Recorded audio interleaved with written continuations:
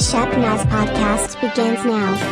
Welcome to the Shepnaz Podcast. I'm Joe, and I'm your host today. And today we're sitting down with Pastor Rob to go over his third message in our Ruth series, and it's entitled Our Kinsman Redeemer. So today and tomorrow we're going to be taking a look into this, but welcome in, Pastor Rob. Thank you. Great to be here and looking forward to talking about this. So there's 4 chapters. We're doing the whole series in 3 messages, which doesn't add up. So we're going to do 2 chapters in the final message. Yes. With a great application piece. So all right, we have a lot to do. So the first week we did chapter 1. In case you're looking back, you can go back to those messages at shepnaz.org/media. Yep. And the second week was chapter 2. So now the third week we're going to squeeze in chapters 3 and 4. Yes. Yeah. And just a quick recap, because it's kind of it's a story that just keeps adding to itself, like a Hallmark movie. Mm-hmm. And so in the first chapter, basically, there's a famine. Naomi and Elimelech decide to move. They move to Moab, which is a bad decision on their part. While they're in Moab, her husband dies. Her 2 boys marry Moabite women, which is bad because the Israelites and Moabites, God doesn't want them to mix together. And all this bad stuff's happening, right? So Naomi moved to avoid this famine, but she lost her husband and her 2 sons. Famine ends, chapter 2, and she's like, I'm going back. And so her 2 daughters-in-law are going to go with her, Orpah and Ruth. And as she starts walking back, she's like, look, there's no need for you guys to come back. Just go back to your families, go back to your God. I'm not going to have, any children now. And even if I did, you're not going to wait for them to grow up to marry them. Just go back. So Orpah's like, thank you, I'm out, gives her a hug, goes back home. But Ruth is like, nope, I'm not leaving. I'm staying here. Where you go, I'll go. Your people will be my people. Your God will be my God. Where you die, that's where I'm going to die. So Ruth is like very committed to Naomi. So they go back. And as they go back during the harvest season. And when they go back to Bethlehem, they don't have anything because basically she sold everything to move to Moab because they needed money to live, right? So they go back and they have nothing, and Ruth is aware of a law about gleaning, and gleaning is where the foreigners or the poor or widows are allowed to go into the field during the harvest to pick up grain that has been dropped or left behind. And God had asked, harvesters to leave a little bit for them. It was kind of like God's welfare system. So while she's there at this particular field that God led her to, there's another guy who owns the field who shows up, and he sees her. And when he gets to the field, he's like, hey, who's the hot girl over there in my field? And they explain to her she's Ruth, and they tell her the story about everything that she's done. And Boaz is like, wow, she's really impressed with her. So he goes over and talks to her, and they kind of start up this relationship thing. And as it turns out, when Ruth goes back home, Naomi says, how was your day? Where'd you go? And she talks about this guy that she met, and his name is Boaz. And Naomi's like, oh my goodness, I know he's one of our kinsman redeemers. And the kinsman redeemer's responsibility was to, protect the property and make sure that a widow of a relative who was childless has descendants. And so Naomi's like, all of a sudden, who's been down and out because she lost her husband, her 2 sons, is like, oh, maybe God is still in this. Yeah. And so she sees these things happening between Naomi and Boaz. And so in the beginning of chapter 3, she's like, all right, I'm going to help God out here. This is what we're going to do. And so matchmaker. Yeah. So she basically says, Naomi, you keep going to that field. And then at the end of the harvest, or near the end of the harvest, Naomi's like, it's time for you to find your own place to live, which is not necessarily what she means, but this is what her plan is. She says, here's what I want you to do. I want you to go take a bath or whatever, perfume yourself and put on your very best clothes. And then when it's dark out, I want you to go to the threshing floor, which is where you're going to find Boaz. And Boaz is going to be there. Wait till he's had dinner. Wait till he's eaten and everything. And he lays down and he goes to sleep. And then you go and you lie down at his feet. And when you lie down at his feet, just lie there until he wakes up, and then he'll tell you what to do. So Naomi takes a bath, puts on her best dress, perfume, all that kind of stuff, waits till everybody's gone from the threshing floor, which, by the way, the threshing floor was where they would separate the grain from the chaff and everything. And oftentimes the owners of the field during the harvest would sleep at the threshing floor to keep others from coming in and stealing their crops. So he was guarding the crops. That's why he was staying there.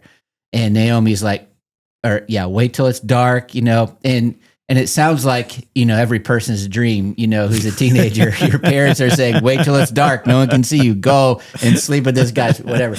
So, but it was a cultural thing. And it was completely pure or whatever. But so Ruth is there. Boaz is sleeping. And in the middle of the night, the Bible says that he was startled by something, which I think it was just the providence of God that woke him up, because we talked a lot about providence. And he sees this woman laying at his feet, and he's kind of like out of it. And he's like, who is that? And I just think that, if you wake up and find an attractive woman laying at your feet and you're a single guy, probably you should get your wits about yourself before you say, who are you? Right. Maybe it was just really dark and he couldn't see, but he's like, and she says, well, it's Ruth, your servant Ruth. And she says, he says, who are you? And she says, I'm your servant Ruth. And then she says this, she says, spread the corner of your garment over me. Now, this is like we could just read this and go right by it and think, oh, she's cold. She just needed, something or whatever. But there was a great deal of cultural symbolism in this. And the spreading of a garment or a cloak over someone was a symbolic act associated with marriage or betrothal. And so when a man would do that to a woman, spread the corner of his cloak over a woman, it was signifying his commitment to provide protection and care and covering for his wife. And so when Naomi says, this is what I want you to do, when he wakes up, to tell him to spread the corner of his cloak over you, it evoked this strong imagery in the Hebrew people. And essentially what Ruth is asking is for Boaz to take care of her as his wife. Like literally she's proposing to him. She's like, will you marry me?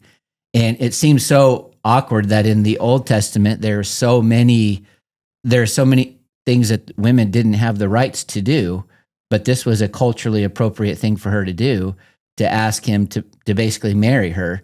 And on top of that, she reminds him like, since you are a kinsman redeemer. And so she's like, spread the corner of your cloak over me, since you are my kinsman redeemer. So not only is she saying, I like you, I'd like you to marry me, but you sort of have this legal obligation to do it. So she's a very smart woman, right? I mean, she knows what she's doing. And of course, she's being coached by Naomi. Yeah. And again, a kinsman redeemer is someone who's responsible for redeeming a family member's property that has been lost, which was true of Naomi and Ruth. Also, something that's not a part of this, but a kinsman redeemer can also redeem back a family member who has sold themselves into slavery or servitude. But also, and this is the big one for this story, is that it's his responsibility would be to ensure that the widow has a male descendant to carry on the family name of her husband. So that's a big part of what's happening here. So then the question is like, here's Boaz. It's like 2:30 in the morning, maybe, who knows? It's dark. Nobody's around. He wakes up, he finds this girl that he's very attracted to, and she's like, hey, will you marry me? And he has this, response, he's got to like decide. Sure. And his response is, the Lord bless you, my daughter.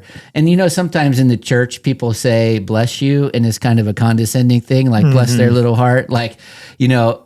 But it doesn't really mean what you're talking about. But Boaz's response of blessing to Ruth is not in a condescending way at all. And he actually, in almost every version I looked at of the Bible, it says, the Lord bless you, my daughter. And he says, this kindness is greater than that which you showed earlier. You have not run after the younger men, whether rich or poor.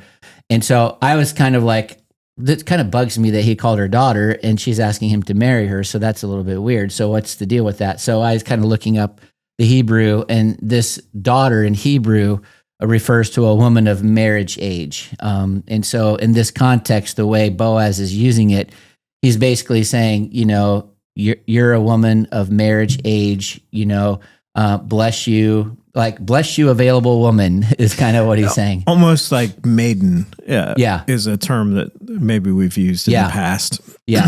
And the fact that he refers to her kind of as daughter, is more along the age thing, because we know that Boaz was older than Ruth. We don't know exactly how much it was, but we know he was an older man, because he said, you didn't run after the younger men, you came after me, an older person. So it's not like he's old enough to be her dad, but he's older and refers to her in that way. I was thinking, in our culture, we probably have a phrase that we use when it's pertaining to military age. We'll say, we don't want to send our sons off to war. Yeah. And so it's a similar phrase, like it's not literally just talking about, necessarily men, because we have both men and women in military. But oftentimes when we're saying we don't want to send our sons off to war, we're talking about specifically that's military age, and we know what that means as a culture. Right. Yeah. Yep. And that's exactly what's happening here. So nothing weird going on or anything. And so Boaz is like thrilled and excited that Ruth wants him to be her kinsman redeemer. But there's a problem, and that is that there's a closer relative that had to be considered, because in this law of the kinsman redeemer, it's the closest blood relative. And Boaz was a blood relative, but he wasn't the closest. There was another. And so he says to her, it's true that I'm a close relative, but there's a relative that's closer than I.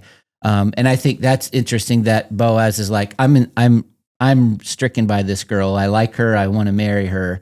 She's just asked me to marry her. But he's like, I'm going to go by the letter of the law here. There's somebody else that could have marry first you. dibs. Yeah. I mean, exactly. And he's like, and he even says, if it's that person, then at least you're going to be taken care of, which kind of expresses his heart, is that I really care about you and I want you to be taken care of. I want to be the person, but if it can't be me, at least there'll be someone to take care of you. And it took me back to a time when Monica and I were dating, and I was more serious with her than she was me at this particular time in our relationship. And I had a friend who was also beginning to express interest in Monica as well, and we'd been friends for a long time. And he literally came to me and he says, "Look, are you gonna do anything with this? Because I think she's cute and nice and all this other kind of stuff."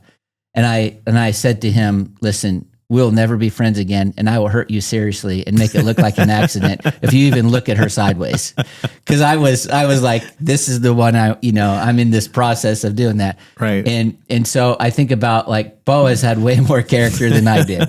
He's like, he wanted Ruth to be taken care of. It would be great if it could be him, but if it's somebody else, at least she's taken care of. That wouldn't have been me. So he is expressing that the fact that he's this highly a guy of high character and everything. So he says, I'm gonna work on this to Ruth. And then Ruth goes home and speaks to Naomi, and Naomi's like, well, how'd it go? What happened and everything? And Ruth tells her the whole story. And Naomi gives really great advice. And she says to her, all right, just wait and let him do his thing. He'll do the right thing. And I think, if I were Ruth, that would have been hard to think that, here's a person that I love and care about, and I want to marry him, and I've kind of asked him to marry me, and he's like, yeah, I want to. I just got to make sure this other guy doesn't want to first. Well, and I would have been wanting to work and scheme and show up to that guy and go crazy and make him think I'm a crazy person or whatever. But Naomi just wait, just let it happen. Well, and I'm sure she feels like she's in a very vulnerable spot at this point. She's kind of put herself out there, as you said. Technically, she's the one making the proposal. And he's like, let me check. Yeah, right. So, that's got to feel... I'll get back to you on that. Right. Yeah. But, as weird as it sounds to us, it was still the appropriate thing for Boaz to do. Sure. So then Boaz begins to navigate the legal and social challenges of there being this closer kinsman redeemer. And so I think maybe, I don't know if you want to maybe talk about that tomorrow? Sure. So we'll wrap it all up tomorrow. But the cliffhanger is she's asked, and he's like, I want to, but I got to check it out first. Yeah, so he's got to check with all his dudes to make sure this is going to be all right. Right. Yep. Exactly. And that's about what's going to happen. We'll get into that tomorrow a little bit. In the meantime, you can check out everything that's going on at the church by going to shepnaz.org. Just a reminder, we have VBS coming up pretty soon. And if you go to the homepage at shepnaz.org, you'll see a big banner there to be able to register for VBS. So whether you want to register as a volunteer or you want to have a kid get registered, you can do that there. Also, follow us on Facebook, Instagram, and YouTube. For Pastor Rob, I'm Joe. Have a great day. This podcast is a production of the Shepherd Church of the Nazarene, Gahanna, Ohio. Email to podcast@shepnaz.org and let us know what you think.